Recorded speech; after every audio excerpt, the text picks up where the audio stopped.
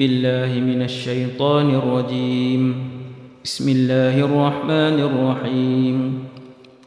الحمد لله الذي أنزل على عبده الكتاب ولم يجعل له عوجا قيما لينذر بأسا شديدا من لدنه ويبشر المؤمنين الذين يعملون الصالحات أن لهم أجرا حسنا ماكثين فيه أبدا وينذر الذين قالوا اتخذ الله ولدا ما لهم به من علم ولا لآبائهم كبرت كلمة تخرج من أفواههم إن يقولون إلا كذبا فلعلك باخع نفسك على آثارهم إن لم يؤمنوا بهذا الحديث أسفا إنا جعلنا ما على الأرض زينة لها لنبلوهم أيهم أحسن عملا وإنا لجاعلون ما عليها صعيدا جرزا أم حسبت أن أصحاب الكهف والرقيم كانوا من آياتنا عجبا إذ آوى الفتية إلى الكهف فقالوا ربنا آتنا من لدنك رحمة وهيئ لنا من أمرنا رشدا صدق الله العظيم.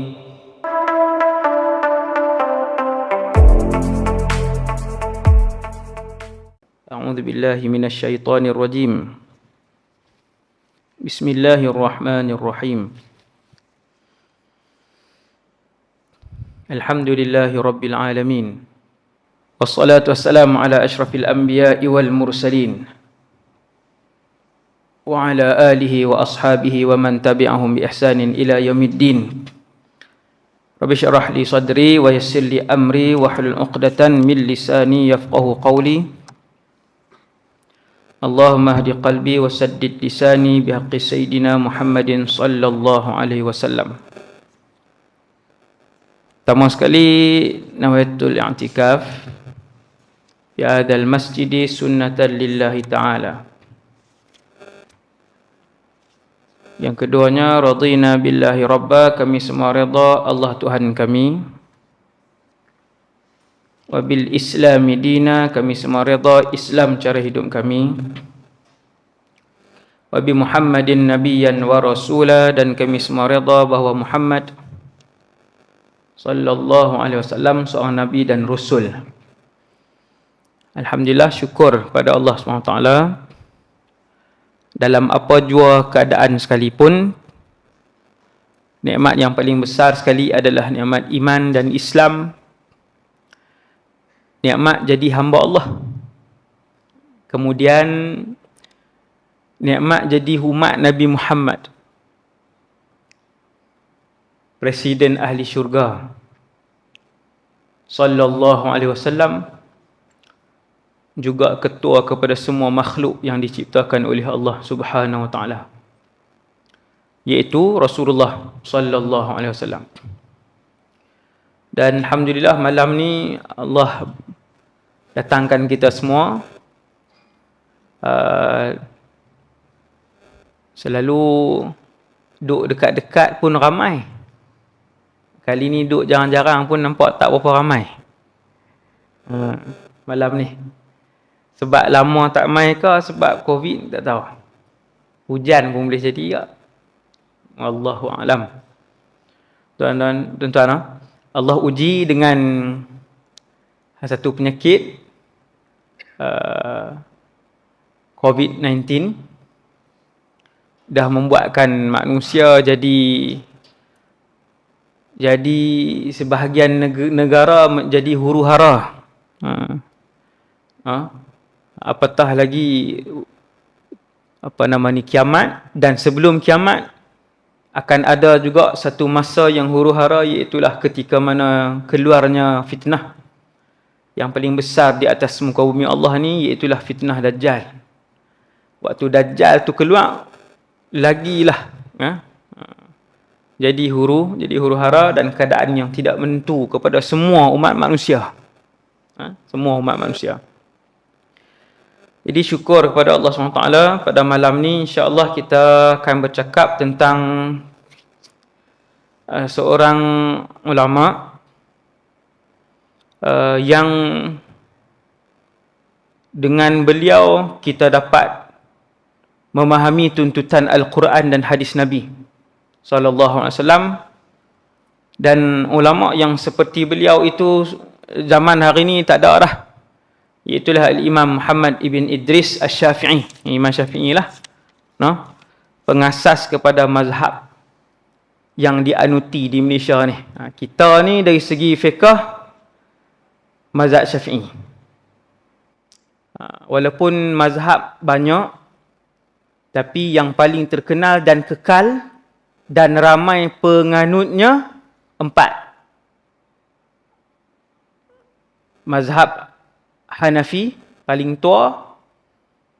Nombor 2 mazhab Maliki. Ni dari segi seniority, bukan dari segi penganut ramai. Dari segi lama, mazhab Hanafi paling lama. Orang India, Pakistan, orang Cina, Turki, Hanafi itu. Kemudian yang kedua mazhab Maliki. Hari ini mazhab Maliki banyak di Afrika Utara pun ramai, di Tunis, di Morocco, di Algeria. Itu semua tu Malikiyah, mazhab Maliki. Kemudian yang ketiga mazhab fiqh yang paling ramai di dunia, iaitulah mazhab Syafi'i. Dan yang keempat adalah mazhab Hambali. Mazhab Hambali. Jadi setiap 100 tahun Allah SWT akan hantar seorang yang disebut dalam satu hadis yang sahih sebagai mujaddid. Tahun ni tuan-tuan 1442.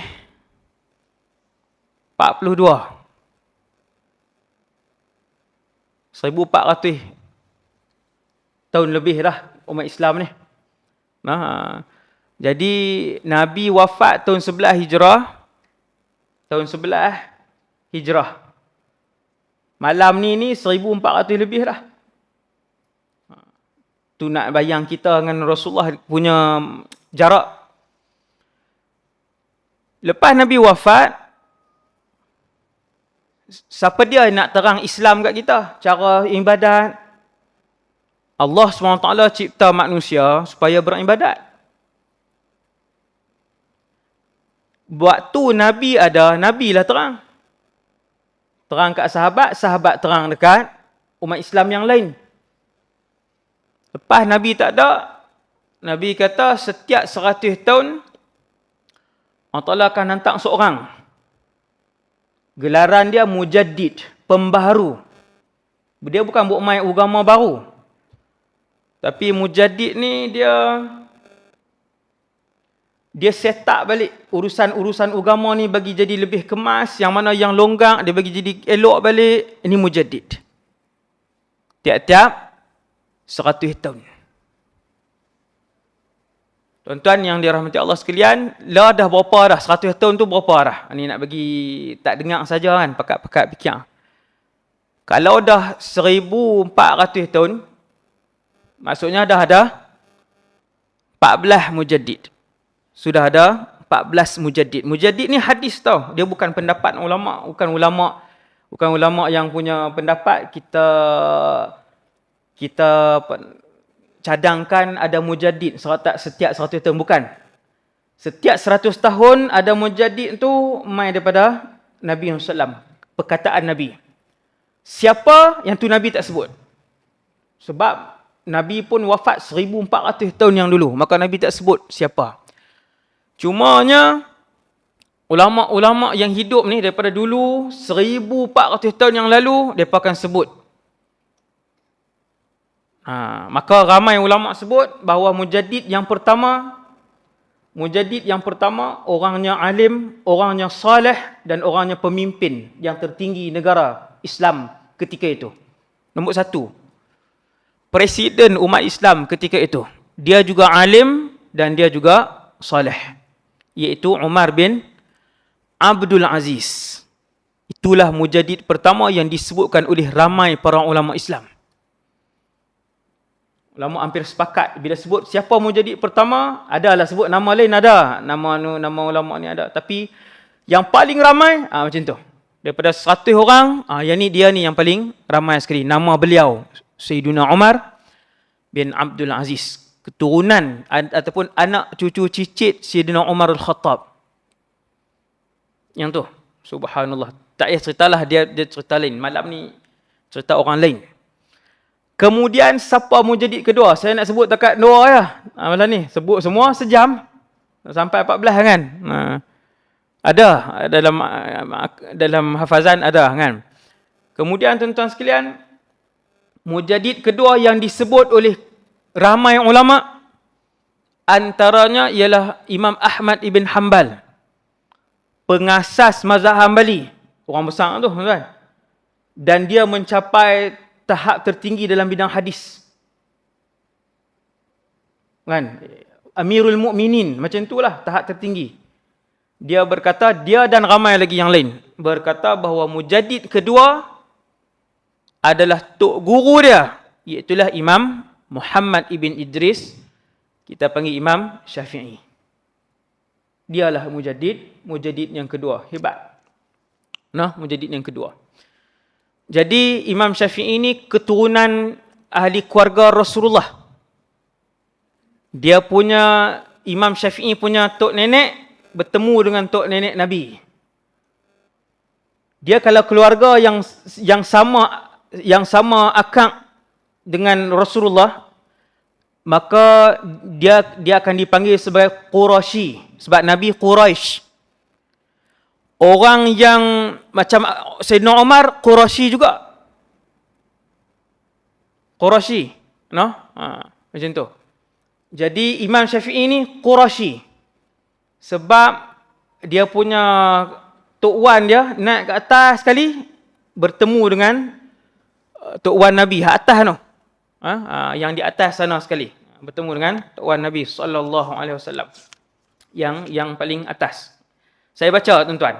Nabi Muhammad bin Abdullah bin Abdul Muttalib bin Hashim bin Abdi Manaf bin Qusay. Imam Syafi'i dia hidup belakang sikit, panjanglah sikit. Muhammad, nama Imam Syafi'i Muhammad bin Idris, ayah dia Idris. Sekali keluar orang tanya ayah Imam Syafi'i nama apa? Syafi'i ya. Hak tu gelaran dia. Kan? Muhammad bin Idris bin Abbas bin Uthman bin Sa'ib bin Syafi' bin Sa'ib bin Ubaid bin Abdi Yazid bin Hashim bin Muttalib bin Abdi Manaf bin Qusay. Bin Abdi Manaf bin Qusay, tang tu sama. Maka Imam Syafi'i ini Quraisy. Faham? Banyak orang dapat tu, tuan-tuan. Seterusnya, nombor 4. Kelahiran dan kemasyhuran beliau, keilmuan beliau yang luas telah pun disebutkan oleh Rasulullah sallallahu alaihi wasallam 140 tahun sebelum kelahiran dia. Imam Syafi'i ni. Subhanallah. Ada hadis yang banyak sanad, hadis tu banyak sanad sebut tentang seorang alim Quraisy. Banyak sanad. Semua sanad ni lemah. Macam mana pula? Tu ustaz sebut apa? Kan? Ada banyak sanad yang menyebut tentang seorang ulama Quraisy yang ilmunya akan memenuhi segenap muka bumi. Alimu Quraisy, Nabi sebut. Yamla'u tibaqal ardi ilma. Satu orang alim dari kalangan Quraisy yang ilmunya akan memenuhi segenap sudut bumi. Tuan-tuan. Jadi Imam Baihaqi kata, gabung semua sanad ni, hak lemah-lemah ni, dia menjadi B+. Ataupun dia panggil hadis, jadi hadis tu menjadi kuat dengan nama Hasan li ghairihi. Hadis tu menjadi kuat. Sebab apa jadi kuat hadis tu? Sebab sanad dia ataupun riwayat dia yang banyak. Selesai, no? Jadi kemunculan Al-Imam Syafi'i ini telah diwar-warkan oleh Rasulullah waktu Nabi hidup. Siapa alim Quraisy itu? Di kalangan sahabat ada tak Quraisy? Ada. Akan tetapi adakah ilmu mereka tersebar ke seluruh dunia? Ulama kata tidak. Ulama kata tidak. Maka siapa yang lepas tu alim Quraisy yang ilmu dia tersebar daripada seluruh dunia sejak 1300 tahun yang lalu. Waktu dia hidup dulu. Imam Syafi'i ni, waktu dia hidup ilmu dia sudah tersebar. Kita tengok dia punya perjalanan hidup dia secara ringkas. Bagaimana Imam Syafi'i berhijrah daripada satu tempat ke satu tempat, ke satu tempat, ke satu tempat untuk mendapatkan ilmu, berguru dengan guru-guru besar Islam dunia. Semua tempat dia pergi ambil. Sebab tu Imam Syafi'i menghimpunkan kebaikan dan kelebihan ulama-ulama, ketua-ketua ulama ketika tu. Saya sebutkan secara ringkas. Kita syukur kepada Allah. Cara kita beribadat ambil daripada Imam Syafi'i. Saya akan sebut kat tuan-tuan macam mana tok guru Imam Syafi'i ni dia belajar semayang daripada Muslim Ibn Khalid Az-Zinji, kemudian Ibnu Juraij, kemudian naik ke atas sampailah Atha ibn Abi Rabah, Abdullah bin Zubair, Abu Bakar, dan Abu Bakar belajar daripada Rasulullah sallallahu alaihi wasallam. Bila Imam Syafi'i dia semayang, sebab tu tuan-tuan hak kita duk belajar fiqh tu, bila sebut angkat takbir takat mana, angkat takbir takat tu. Kita tak ikut angkat takbir kan? Ni sama ni, kita tak ikut. Kita itu lah. Tangan tak tahu mana? Ikut dan kiri atas kanan, kanan atas kiri, genggam tang siku pun ada. Bila Imam Syafi'i semayang, ulama kata kami tidak pernah melihat solat seindah solat beliau. Sebab apa? Sebab tengok tok guru dia belajar semayang daripada siapa? Daripada Muslim bin Khalid. Hak saya sebut nama ni tuan-tuan semua bukan nama tok guru Imam Syafi'i ni, semua orang-orang yang keilmuan dan kewarakan seperti mereka sudah tak ada pada zaman ni. Tak ada. Dia baca Quran, dia ada tok guru dia sampai ke Rasulullah, Imam Syafi'i. Dia semayang, ada tok guru dia, cara semayang daripada tok guru dia sampai ke Rasulullah. Dia mengaji hadis daripada tok guru dia, daripada tok guru tu sampai ke Rasulullah. Ke mana atas? Hak tu kepentingan sanad. Hati-hati dengan suara-suara yang kata, Allah sanad apa sat-sat ambil sanad, sat-sat ambil sanad. Kan ada suara tu? Hati-hati. No? Itu suara sumbang. Itu suara sumbang. Para ulama daripada kurun 1 sampai kurun 14 dan 15, ulama Ahlus Sunnah wal Jamaah adalah ulama yang menitik beratkan sanad. Baca Quran ke, mereka berpakaian ke, mereka solat ke, mereka berzikir ke, tengok. Belajar pada siapa ni? Belajar pada sini. Sebab daripada sanad tu kita nampak bersambung sampai ke Nabi sallallahu alaihi wasallam. Hak tu yang penting. No? Jadi kita beruntung cara semayang kita, cara puasa kita, cara haji kita, cara zakat kita daripada Imam Muhammad ibn Idris Asy-Syafi'i. Tuan-tuan, hak kita angkat takbir, hak ulama duk ajar angkat daripada sini sampai ke sini. Tangan genggam, yang tu kena buat ceramah khas nanti tuan-tuan panggil secara solat secara sifat solat Nabi. No? Mengikut pandangan mata mazhab Syafi'i. Macam mana Imam Syafi'i menghurai hadis-hadis tentang solat, memahami hadis-hadis tentang solat, maka yang itulah terlahirnya cara solat mazhab Syafi'i. Tangan tak di mana, bila nak ke rokok, macam mana kedudukan rokok, tangan kita pegang apa, ada hak pegang paha, ada hak pegang bawah pada kepala lutut. Sebab tu orang tak tengok cantik solat kita. Sebab tak ikut sunnah langsung. Ada ratusan sunnah dalam solat yang diajarkan oleh ulama-ulama kita ni adalah apa seperti mana yang mereka lihat guru mereka solat. Guru itu melihat gurunya solat. Guru tu naik sampai ke Atha ibn Abi Rabah, saya sebut Imam Syafi'i tadi. Melihat Abdullah bin Zubair solat, ni sahabat. Abdullah bin Zubair melihat Abu Bakar solat, dan Abu Bakar puluhan tahun melihat Rasulullah sallallahu alaihi wasallam solat. Lepas tu tuan-tuan tengok ulama-ulama besar solat sama aja. Hampir sama. Kita tak ikut langsung. Jauh nak dapat keberkatan dan pahala sunnah. Ni bila saya cerita ni baru kita, rupanya besar mazhab ni. Baru faham ni mazhab, ya. Ulama-ulama mazhab ni lah yang hurai hadis kat kita. Macam mana Nabi buat keluar zakat, macam mana Nabi semayang, macam mana Nabi buat umrah, macam mana Nabi mentadbir negara Islam. Dan Imam Syafi'i juga memegang pentadbiran. Saya cerita. Sampai hampir dipenggal kepala dia oleh Harun al-Rashid.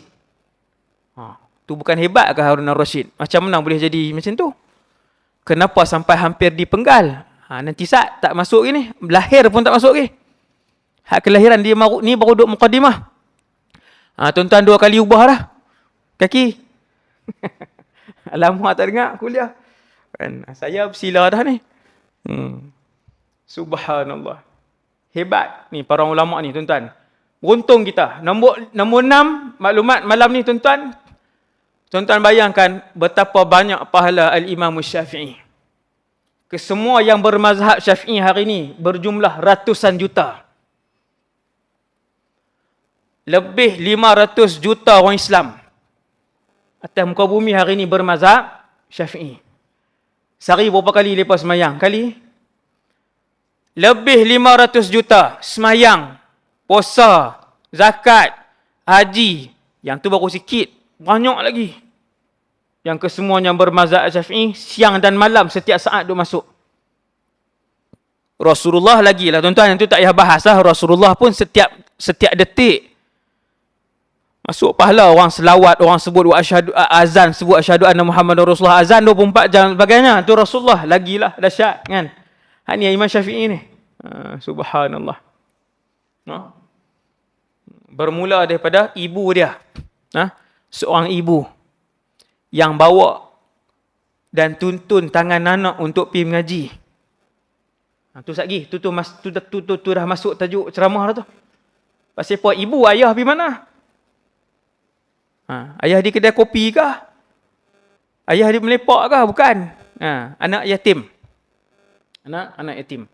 Jadi yang tu lah, bila orang buat kebaikan berdasarkan apa yang kita ajak, walaupun kita tidur di rumah, kebaikan hak dia duduk tengah buat tu masuk juga ke dalam buku amalan kita. Hak pahala dia buat tu. Tanpa mengurangkan pahala orang yang buat tu, duduk masuk kat kita. Mudahnya kita ajak orang baca Quran sampai dia boleh baca Quran. 100 orang anak murid dia. Sepanjang hidup dia 100 orang boleh baca Quran dengan ilmu yang dia ajak. Ketika dia masih hidup, mereka ni duk baca Quran merata. Duk masuk dalam pahala dia. Satu huruf budak tu sebut, satu huruf pemuda tu sebut, satu huruf wanita tu sebut dengan bacaan Quran, masuk kat tok guru Quran tu. Tuan-tuan bayang Imam Syafi'i banyak mana untuk dia. Daripada mula kecil sampai mati, insya-Allah dalam keadaan husnul khatimah, dipuji kesolehan dan kewarakan beliau. Tuan-tuan bayang macam ni lah. Tok guru beliau, Imam Malik bin Anas. Tuan-tuan boleh tengok dalam YouTube, saya ada ceramah tentang Imam Malik cara ringkas. Adalah, sikit lepas rakam sikit kan, pasal Imam Malik. Tuan guru Imam Syafi'i. 7 tahun Imam Syafi'i mengadap dia. 7 tahun. Dengan Imam Malik saja. No? Kemudian, Al-Imam Syafi'i juga melahirkan seorang anak murid, nama apa? Imam Ahmad ibn Hanbal. Tok guru pun mujtahid, anak murid pun mujtahid. Imam Ahmad bin Hanbal tu anak murid Imam Syafi'i. Dan ramai lagi yang lain yang sekali kita sebut secara ringkas. Siapa lagi anak murid Al-Imam Syafi'i. Sebelum saya lupa, Tok guru Imam Bukhari.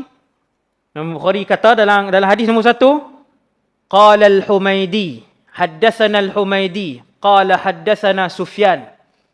Dalam hadis nombor 1 tu, hadis innamal a'malu binniyat. Hadis nombor 1, tok guru nombor 1 yang dia sebut adalah Humaydi. Kenapa Imam Bukhari sebut nama Humaydi? Sebab Al-Imamul Humaydi Qurashi. Dia Quraisy. Maksudnya Tok Wan Imam Humaydi ni pun bertemu dengan Tok Wan Nabi ke atas. Bila ada hadis Nabi sebut qaddimu Quraisyan, dahulukan Quraisy. Kalau ada ulama yang ramai, dahulukan Quraisy. Maka Imam Bukhari, dia dahulukan tok guru dia nama Al-Humaydi sebab Humaydi ni Quraisy. Untuk pengetahuan kita semua, Humaydi ni anak murid Imam Syafi'i. Subhanallah. Sebut tu cukup dah, tak payah sebut lagi ratus-ratus yang lain, tak payah sebut dah. Tuan-tuan, Humaydi ni, tuan guru Imam Bukhari ni, dia tu murid kepada Al-Imam Syafi'i. Mengaji fiqh dengan Imam Syafi'i. Mengaji fiqh dengan Imam Syafi'i. Ni fiqh yang tuan-tuan amalkan ni. Dia menuntut dengan Imam Syafi'i. Sebab tu kalau mai satu suara sumbang yang lain, sebelum saya lupa, mai satu suara sumbang yang lain, tuan-tuan ingat. Tak payahlah mazhab-mazhab, kita ambil terus daripada Quran dan hadis. Itu suara sumbang. Hati-hati. Wal'iyadhu billah. Dia kata tak yalah mazhab-mazhab ni. Mazhab-mazhab ni bukan ada dalil.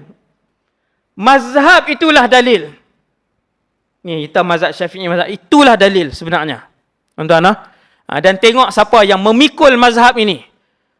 Mazhab Syafi'i ini siapa yang memikul mazhab ini. Tuan-tuan tengok ulama dia.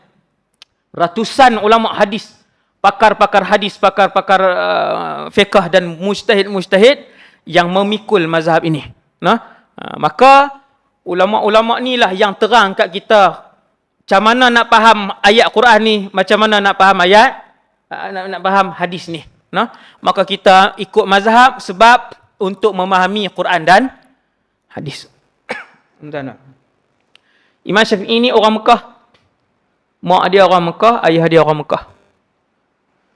9 saya berhenti. Ni abuan tuan-tuan nak urut apa? Kok kaki. Kan 9 saya berhenti insya-Allah. Tuan dengar ni apa nama ni, kita nak tengok manfaat yang kita dapat daripada kehidupan ulama ini. Macam mana dia hidup? Macam mana dia mendapat ilmu? Cara ringkas lah, cara ringkas.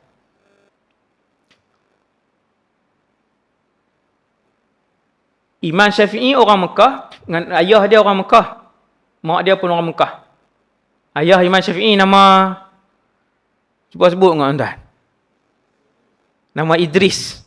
Muhammad ibn Idris. Ayah Imam Syafi'i nama Idris, mak beliau nama Fatimah bintu Abdillah.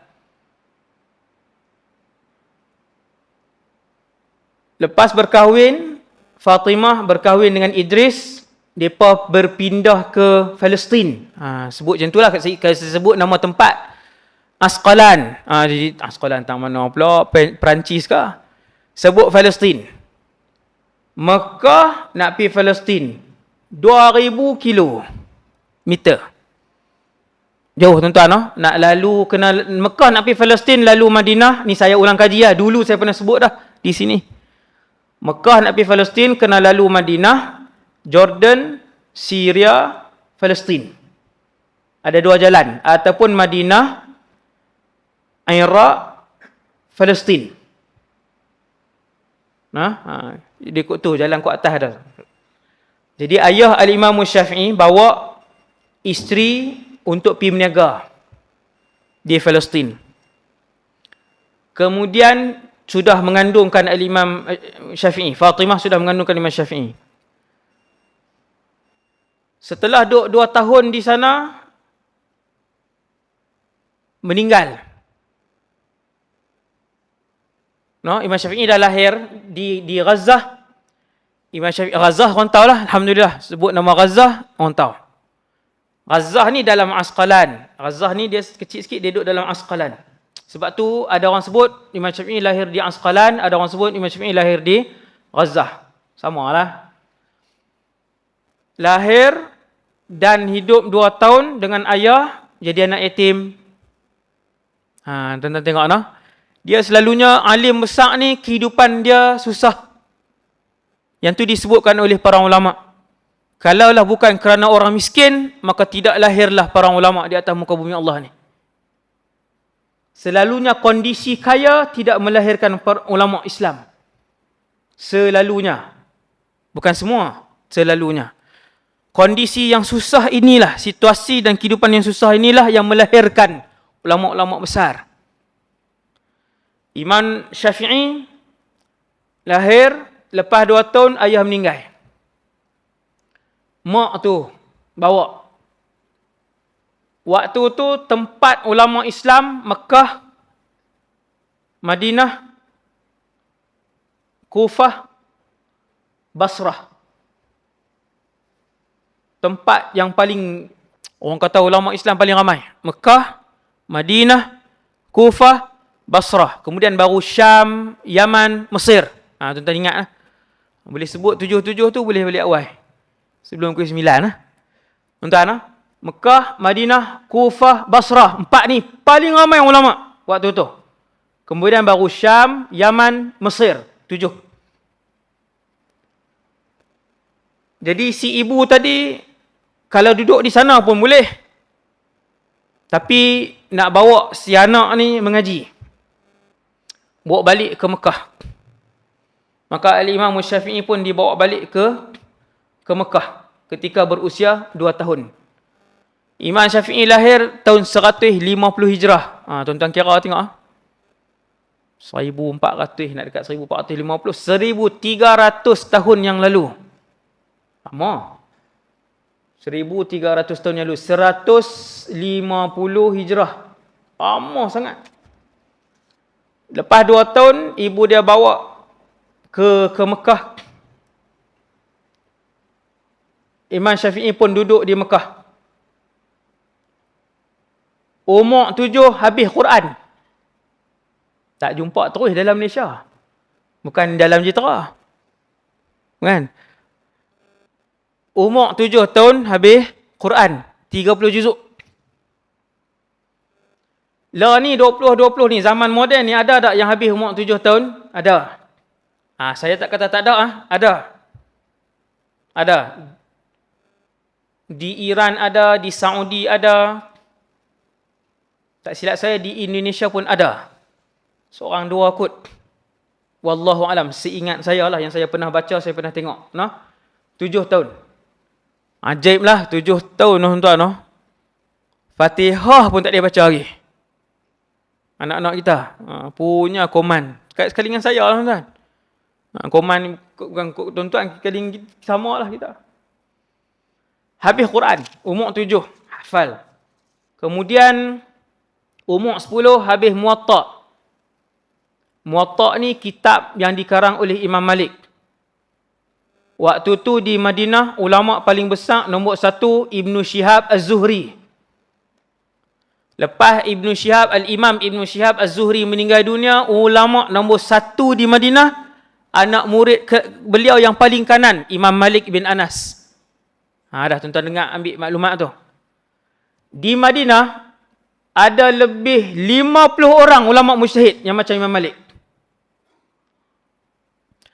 Ramainya zaman tu tuan-tuan, Imam Malik cerita macam ni.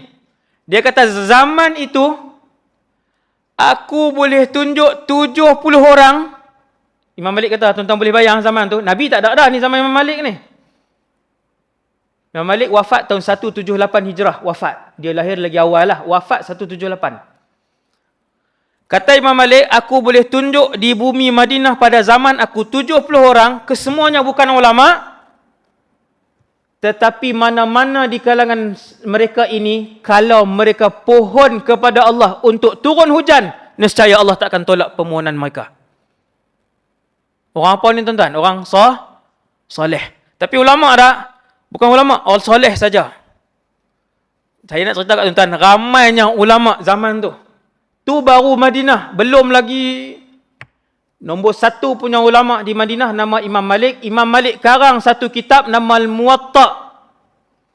Imam Malik karang satu kitab nama Muwatta'. Semua dunia Islam mai mengaji dan ambil Muwatta'. Saya nak sebut kat tuan-tuan, Imam Syafi'i hafal sebelum pergi jumpa Imam Malik, umur 10. Punya awal. Dan waktu nak mengaji di Mekah, umur 5-6 tahun nak mengaji di Mekah, di pondok-pondok di Mekah, ada banyak tok-tok guru buka pondok di Mekah waktu tu. Imam Sufyan, Ibn Uyainah, Muslim bin Khalid Az-Zinji, Imam Al-Humaidi, apa semua ni. Tu anak murid Imam Syafi'i. Di tok-tok guru lain banyak buka. Kata Imam Syafi'i, ibu aku tidak mempunyai duit untuk bayar yuran. Saya baca kan, oh ada yuran juga. No? Ada yuran. Dan Imam Syafi'i, ibu dia tak mampu bayar. Tetapi disebabkan kecerdikan dan kerajinan Syafi'i, Muhammad ibn Idris, dia terima untuk masuk dan belajar secara percuma. Sebab bijak terlampau. Sebab bijak terlampau. Maka diterima untuk masuk. Dah terima untuk masuk, yuran tak payah bayar. Nak kena beli qalam tempat tulis, walaupun dia bukan macam pen kita ni, zaman dululah, pen zaman dululah, qalam juga nama. Kata Imam Syafi'i, ibu aku dah tak mampu yuran, nak beli tempat nak tulis dengan pen pun tak boleh, maka aku pun menulis di atas tulang-tulang yang aku bersih dan aku kutip. Susah tak? Susah. Tapi yang alim. Umur 10, hafal Muwatta', mengaji dengan ulama' tu. Ramailah, saya tak sebutlah nama tuan-tuan guru. Imam Syafi'i, kan? Tok-tok guru beliau. Ismail ibn Qastantin, itu Quran. Itu Quran. No? Banyak yang lain lagi. Dan tok guru beliau dalam fiqh yang utama antaranya ialah Imam Muslim ibn Khalid Az-Zinji. Kalau sebut Az-Zinji tu tuan-tuan ingat ni tok guru utama Al-Imam Syafi'i. Sampai umur 15, tuan-tuan tengok, umur 15, tingkatan 3. Maka Imam Muslim bin Khalid kata, wa Syafi'i, berfatwalah, sesungguhnya telah sampai masa untuk kamu memberikan dan mengeluarkan fatwa. 15. Awal tuan-tuan, awal. Maka berfatwalah Imam Syafi'i waktu tu. 15. Imam Syafi'i ni meninggal muda. 150, lahir 204. Taklah muda sangat, tapi 54 lah. 54. Anak pun 3 orang. Sana, anak 3 orang. Umur 15, Imam Syafi'i dah mula mengajar dan bagi fatwa. Tradisi para ulama yang sahih daripada kurun 1 sampai hari ini, kurun ke-15, seseorang itu hanya layak untuk mengajar, mengeluarkan fatwa, membimbing orang lain, orang ramai, mestilah syarat dia setelah diizinkan oleh tuan guru dia. Sama lah imam-imam lain pun tuan cerita yang cukup banyak. Bila dia izin, tok guru tu tengok layak, baru dia beritahu, boleh. Anak murid kanan Imam Abu Hanifah umur 40. Mengajak sebelum diizinkan. Tapi dah alim. Cumanya Imam Abu Hanifah tengok ada perlu lagi. Bila Imam Abu Hanifah tengok, dia buka kitab dan mengajak, Imam Abu Hanifah kata, pergi tanya 3 soalan. Pergi tanya 3 soalan kepada Abu Yusuf. Imam Abu Hanifah ada anak murid, Abu Yusuf Muhammad ibn Hasan Al-Syaibani dengan Zufar. 3 orang ni. Muhammad bin Hasan Syaibani, guru Imam Syafi'i. Tuan-tuan nampak tak dia bersambung? Dia bersambung-sambung. Imam Syafi'i mengaji lama dengan Muhammad bin Hasan Asy-Syaibani. Okay, tak payah. Tak payah satu. Jadi panjang. No? Jadi, bila Imam Abu Hanifah kata kat anak murid dia yang lain, esok, pergi masuk dalam kuliah dia, pergi tanya 3 soalan. Soalan-soalan tu, tuan-tuan, semua tak boleh dijawab oleh Al-Imam Abu Yusuf. Abu Yusuf tanya, mai mana soalan ni? Kan? Yang ni mesti bukan pada hang. Kita, tuan-tuan, orang mai tanya. Kan? Dia, jenis soalan tu kita tahu dah. Orang tu mengaji ke, mengaji setahun ke, tak mengaji langsung ke. Kalau dia tanya jenis soalan tu lah, tuan-tuan. No? Dia tanya, Ustaz, saya mayang, saya tinggal kunut, tertinggal. Sah ke tak? Tuan-tuan. Dengan dia tanya. Bila dia tanya tu, Tok Guru tahu dah kawan ni. Tapi Tok Guru dia takkan buat muka, dia takkan gelak, dia takkan kata dia ni jahil tak. Cuma dia dengar tu, dia tahu dah dia ni tara mana. Bila Imam Abu Yusuf ni, dia dengar soalan, dia kata ni bukan soalan hang. Mesti bukan soalan hang. Sebab dia tak ada jawapan. Maka dia tu pun jawab, Imam Abu Hanifah kain salam. Teratu ya. Kain salam faham, esok main mengaji balik kat Imam Abu Hanifah. Bila Al-Imam Muslim bin Khalid Az-Zinji bagi tahu Imam Syafi'i, ifti ya Muhammad bin Idris, berfatwalah kamu sebab dah sampai masa layak untuk kamu berfatwa. Maksudnya, dia dah reti tafsir, dia dah reti fiqh, dia dah ada hadis, dia dah ada bahasa Arab dan sebagainya. No? Ni Imam Syafi'i. Daripada umur berapa belas, Imam Syafi'i ni minat menunggang kuda, minat memanah dan minat bahasa Arab dan sastra. Sastra ni dia minat. Dia pun pi dekat Bani Huzail, kabilah tu nama Huzail, dia pun mengaji lebih 10 tahun. Menghafal belasan ribu syair daripada Bani Huzail. Sehingga Al-Imam Syafi'i kata anak murid dia mampu untuk bercakap bahasa Arab dan orang tak faham. Dia mampu untuk menulis sesuatu ilmu, semua orang tak faham dengan ilmu yang dia tulis. Tinggi bahasa dia. Sampai satu tahap, bahasa Arab yang dituturkan oleh Al-Imam Syafi'i menjadi ukuran kepada orang lain. Apabila orang lain bercakap untuk menentukan Arab dia tu betul ke tidak. Maka lahirlah satu ibarat, kalamus Syafi'i hujjatun fil lughah. Perkataan yang keluar daripada mulut Imam Syafi'i, tuan-tuan, ni perkataan yang keluar harian. Daripada mulut Imam Syafi'i boleh dijadikan sumber untuk menentukan betul tak bahasa Arab tu, grammar. Maksudnya, tuan-tuan, dalam dunia in akademik, bahasa Arab, grammar, sastra, Imam Syafi'i mencapai tahap yang paling tinggi. Nombor 1.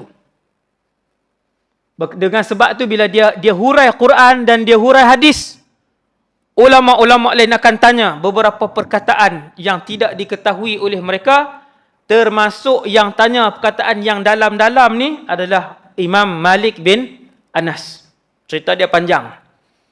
Bila satu hari Imam Malik baca satu hadis, Imam Malik tak berapa pasti dari segi bahasa, maka dirujuk kepada Imam Muhammad ibn Idris Asy-Syafi'i. Tu bahasa dia, tuan-tuan.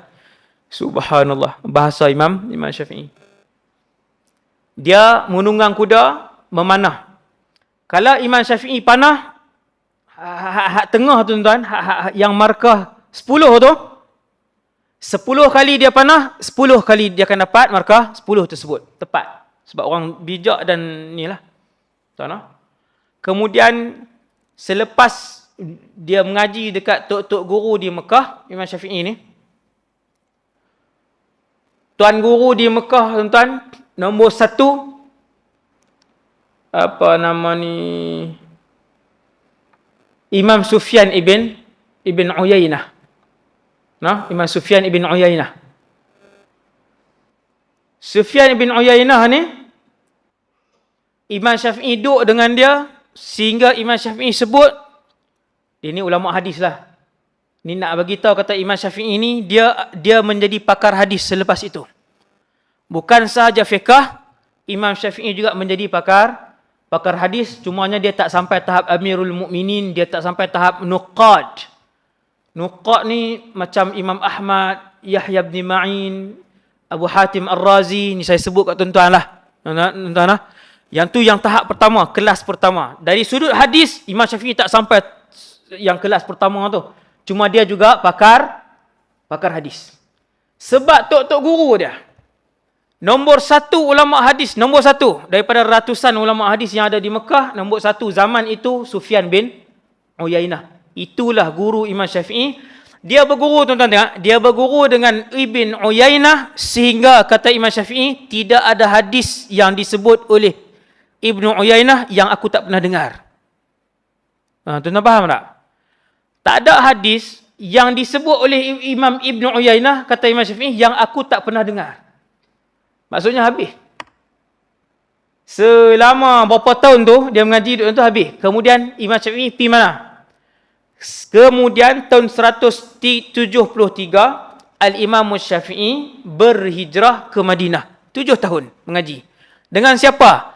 Imam nombor 1 di Madinah Al-Munawwarah, iaitu Imam Malik. No? Imam Malik, waktu Imam Syafi'i sampai tu, dia ingat Imam Syafi'i ni macam ulama lain lah yang biasa ni, kan? Jadi Imam Malik kata, "Bok mai, siapa-siapa guru lain baca hadis kepada kamu." Imam Malik ajak Muwatta, dia tak baca. Ada ulama lain yang pakar akan baca. Macam tu, tuan-tuan. Kepada anak-anak murid yang lain. Bila Imam Syafi'i mai, Imam Malik kata, "Cari mana-mana alim untuk baca kepada kamu." Imam Syafi'i kata, "Aku sendiri yang baca." Dia kata, "Aku sendiri yang akan baca. Tolonglah tuan dengar bacaan saya." Maka Imam Syafi'i pun baca. Bila dengar bacaan Imam Syafi'i 2-3 hadis, maka Imam Malik pun kata teruskan. Dan dia pun baca. Esok dia main baca sendiri. Lusa dia main baca sendiri. Habis dalam masa yang singkat. Ulama besar, kan? Ulama mujtahid, belajar daripada mujtahid. Kemudian habis. Habis di Madinah, Imam Syafi'i umur 29. Kemudian ke Yaman. Ini cerita ni saya ringkaskan. 10 minit. Al-Imam Syafi'i ngaji lah ni, banyak ni. Dia dah sedut hadis dan fiqh daripada ulama-ulama Mekah. Kemudian beliau sedut hadis dan fiqh daripada ulama-ulama Madinah. Habis, tuan-tuan. Lebih separuh hadis Nabi pernah didengari oleh Al-Imam Syafi'i. Beliau pun bekerja ke Yaman. Ni Madinah, Yaman duduk di bawah. Bawah tu. Mekah di atas. Jordan di atas. Syria di atas. Palestin lagi atas. Imam Syafi'i mendapat jawatan kosong di Yaman. Waktu tu sebagai Presiden umat Islam ketika itu di Baghdad. Tuan-tuan, ni nak bagi tuan-tuan nampak. Presiden umat Islam waktu itu di Baghdad. Dia panggil Amirul Mukminin. Siapa? Harun Ar-Rasyid. Mudah faham lah. Waktu itu, tuan-tuan, orang Islam telah pun menguasai 1/3 dunia. Tentera yang paling kuat ketika itu adalah tentera Islam. Negara yang paling kaya di dunia ketika itu adalah negara Islam. Pusat pemerintahan Islam di Baghdad. Imam Syafi'i pergi Yaman. Yaman ni siapa? Yaman ni gubernur. Gubernur maksudnya zaman hari ni nak bagi mudah faham. Bagi mudah faham je, bukannya yang tepat perkataan tu. Menteri besar. Dia panggil Wali Al-Yaman. Menteri besar Yaman waktu tu. Dilantik oleh siapa? Dilantik oleh Harun Ar-Rasyid lah. Dia ada Wali Mesir, Wali Yaman, Wali... Macam tu lah. Menteri besar ni. Jadi ada jawatan pegawai khas kepada Gubernur Yaman dan Al-Imam Syafi'i ambil jawatan tersebut. yang berkaitan dengan kemasyarakatan dan perundangan. Sebab dia orang alim. Kalau ada berlaku persengitaan, ada berlaku perang kabilah dengan kabilah, kalau ada orang nak ambil tanah, nak beli tanah, kalau ada berebut kawasan, tempat apa semua, Imam Syafi'i yang akan selesaikan. Dia pun pergi ke Yaman, ini marhalah hidup beliau. Dah mengaji apa semua, pergi ke Yaman, kemudian berkahwin dengan Hamdah, seorang wanita berketurunan Uthman ibn Affan, cucu cicit Sayyidina Uthman. Dia adalah Hamdah binti apa? Bin Uthman ibn Affan. Yang tu isteri kepada Imam Asy-Syafi'i. Tuan-tuan, kemudian bekerja. Bila dah jadi pegawai khas kepada gubernur apa semua, kerja apa semua, Imam Syafi'i seorang yang jujur. Selalunya di tempat Al-Imam Syafi'i itu, orang akan mai dan bayar rasuah untuk menang dengan musuh mereka. Bukan musuh, maksudnya dengan orang yang mereka bergaduh itulah. Tetapi bila Imam Syafi'i duduk situ, tak ambil rasuah. Jadi pelik. Dia kena ambil rasuah, baru boleh duduk tentu. Kena ambil rasuah, baru boleh naik jawatan. Tempat tu selalunya. Tiba-tiba mai satu orang hamba Allah ni dah ulama, budak muda, cerdik apa semua, tak ambil rasuah. Dia orang yang warak dan bertakwa, beriman, Imam Syafi'i ni. Warak. Allahu Akbar. Warak dia tuan-tuan, pada waktu malam Imam Syafi'i bahagikan kepada 3. Ni anak-anak murid beliau cerita.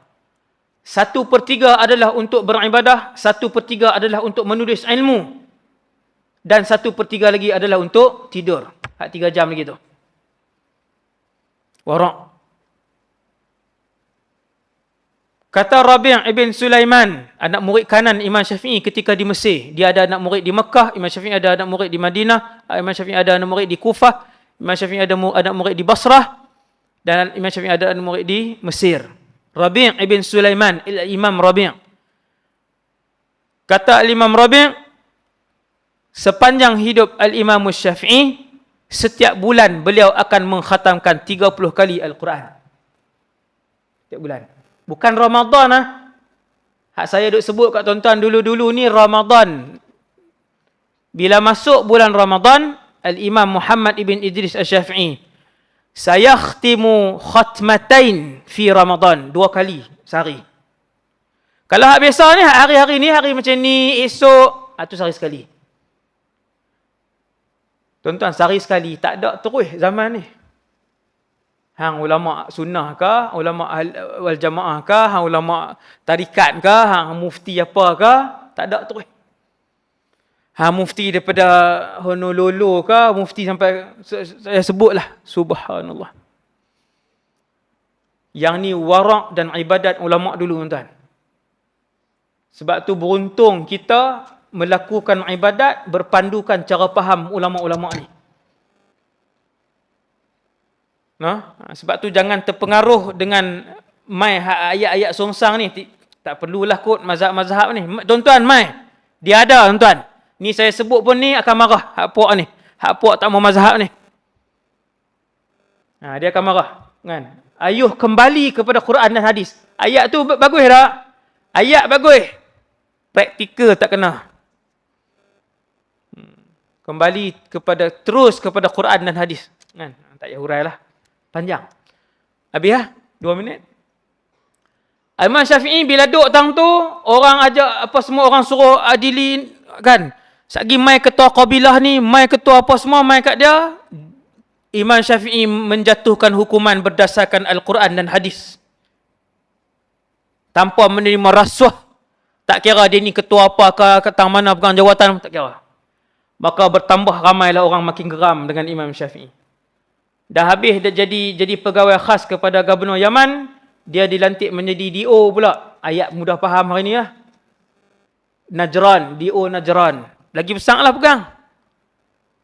Lagi orang lagi tak suka. Sampailah kepada satu tahap, ini cerita tak sah ni.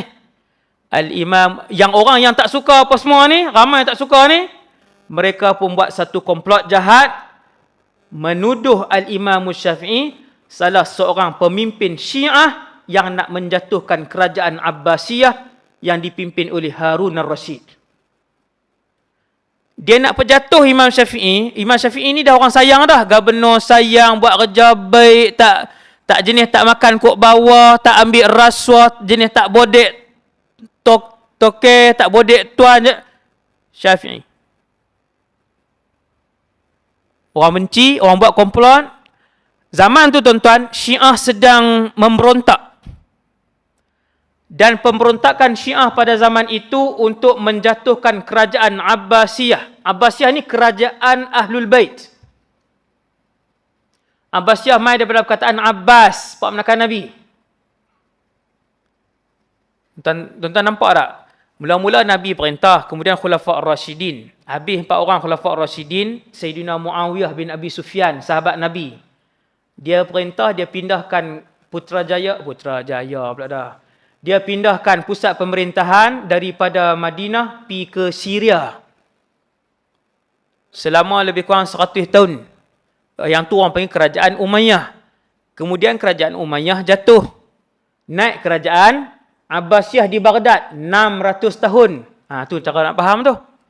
Imam Syafi'i hidup pada zaman kerajaan Abbasiyah. Mereka nak pejatuh dia sebab geram orang baik duduk tang tu. Sepatutnya yang duduk tang tu orang yang makan rasuah. Sebab semua orang tahu dah hak duk tang ni memang akan terima rasuah. Senang aja. Kemudian depa pun berjatuh dia buat surat. Imam Muhammad bin Idris ni salah seorang daripada pemimpin Syiah Alawiyah. Hantar pi ke pusat pemerintahan Islam di Baghdad. Maka Baghdad pun hantar polis tentera. Tuan-tuan, hebat kerajaan zaman tu, dahsyatlah. Tangkaplah tanpa diselidik dahulu Imam Syafi'i bersama dengan puluhan pemimpin Syiah yang lain. Hak lain memang betul pemimpin Syiah. Maka dituduh Al-Imam Syafi'i sebagai Syiah. Hari ini ada Ahlul Bait dituduh Syiah? Ada. Habaib yang memang Ahlul Bait, habaib yang sanad mereka bersambung dengan Rasulullah. Sambung sampai Sayyidina Hasan, bersambung dengan sampai Sayyidina Husain. No? Hati-hati. Zaman hari ini ada suara-suara sumbang yang menuduh habaib-habaib ni Syiah. Tuan-tuan akan dengar satu hari nanti. Saya sebut siap-siap. Saya sebut siap-siap. No? Tak apa. Habis dah, lebih masalah ni. Nak habis dah. Banyak lagi sebenarnya kan. Lagi 3 jam pasal Imam Syafi'i. Saya ringkaskan. Dituduh Syiah.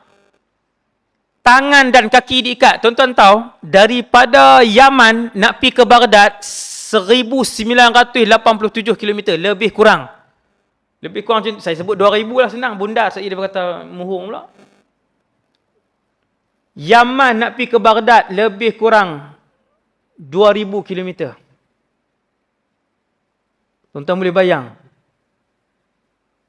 Bukan Lion Air no. Bukan Air Asia tau. Dapat transnasional pun tak apa dah. No? Kaki dan tangan dibelenggu hak puluhan orang ni, termasuk satu imam yang hebat, Ahlul Bait yang dipuji oleh Rasulullah sebagai alim Quraisy. 2000 km sehingga melecet kaki dan tangan Al-Imam Muhammad ibn Idris Asy-Syafi'i. Entah no. Yang sedih sikit ialah pusat waktu tu, kerajaan Abbasiyah waktu tu serahkan kepada Yaman, kerajaan hak cawangan ni lah Yaman ni untuk siasat apa semua kan. Jadi bila sampai di sana, sampai depan khalifah, depan Harun al-Rashid, Harun al-Rashid tengok muka, tanya apa semua, nama semua, penggal kepala. Dipenggal, zaman tu jenis penggal. Penggal. Sampailah kepada giliran alim yang hebat ni kan. Bila sampai giliran Muhammad ibn Idris, Imam Harun al-Rashid kata penggal kepala beliau. Allahu Akbar. Tuan-tuan, maka Imam Syafi'i tengok muka Harun al-Rashid. Satu keluarga lah tuan-tuan, yang tu pun Quraisy. Imam Syafi'i pun Quraisy. Maka Imam Syafi'i pun mula berhujjah. Dia kata, wahai Amirul Mukminin, boleh tak izinkan aku untuk bercakap sedikit saja? Maka Harun al-Rashid berkata, bercakap. Maka dia pun kata, panjanglah tuan-tuan. Dia pun cakap, dia hurai. Dia pun hurai-hurai. Akhirnya dia kata, aku juga daripada keluarga an-nubuwah, dan bagaimana aku daripada Ahlul Bait untuk mengkhianati kamu yang juga daripada Ahlul Bait, susur galur Nabi SAW. Ending dengan ayat tu, Imam Syafi'i kan, bila dia bercakap ni dia orang yang fasih, maka Harun al-Rasyid kata, tak jadi. Tapi tak lepas lagi, masuk penjara untuk disiasat dengan lebih lanjut. Tuan-tuan yang dirahmati Allah, waktu itulah Al-Imam Syafi'i ini mimpi didatangi Sayyidina Ali. Ada disebutkan, Sayyidina Ali ambil cincin letak dekat jari dia. Kemudian waktu itulah Al-Imam Syafi'i dia panggil ulama lain yang ada di situ, kan, antaranya yang rapat dengan Harun al-Rasyid waktu itu adalah Imam Muhammad bin Hasan Asy-Syaibani. Ini hak tok guru Imam Syafi'i tadi. Tuan guru Imam Syafi'i. Hari ke hari sampailah Al-Imam Syafi'i belum lagi dibebaskan sepenuhnya, tapi dia berhujjah di hadapan guru dia tentang satu permasalahan saksi. Panjanglah tuan-tuan cerita dia tentang menggunakan satu saksi apa semua ni. Imam Syafi'i berhujjah. Imam Syafi'i tanya tok guru dia, Harun al-Rasyid duk dengar. Dia kata, kenapa bercakap macam ni? Dia kata, Imam Muhammad bin Hasan Syaibani kata, ambil pendapat Sayyidina Ali. Pendapat Sayyidina Ali tentang tu diriwayatkan oleh sekian-sekian, kata Imam Syafi'i. Dan orang yang meriwayatkan itu majhul. Dan orang yang meriwayatkan daripada si majhul tu pula adalah seorang lelaki yang bernama sekian-sekian. Dan orang itu adalah orang yang meyakini ar-raj'ah. Benda apa tuan-tuan? Tu saya kata tak payah hurai. Jadi panjang. Nak abangnya subhanallah dengan ilmu dia, fasih dia hurai apa semua ni, yang Imam bin Hasan Syaibani tak pernah dengar huraian tersebut. Huraian itu diambil oleh Imam Syafi'i daripada guru dia di Mekah, iaitulah Imam Sufyan ibn Uyainah. Poin tadi ni, bila dia dengar, maka Imam bin Hasan Syaibani kalah dalam perdebatan tu. Maka Harun al-Rasyid, Khalifah Amirul Mukminin, kata, betul lah kamu bukan daripada kalangan Syiah. Lepas tu dia pun dibebaskan, dikeluarkan daripada penjara, diangkat sebagai seorang ulama besar.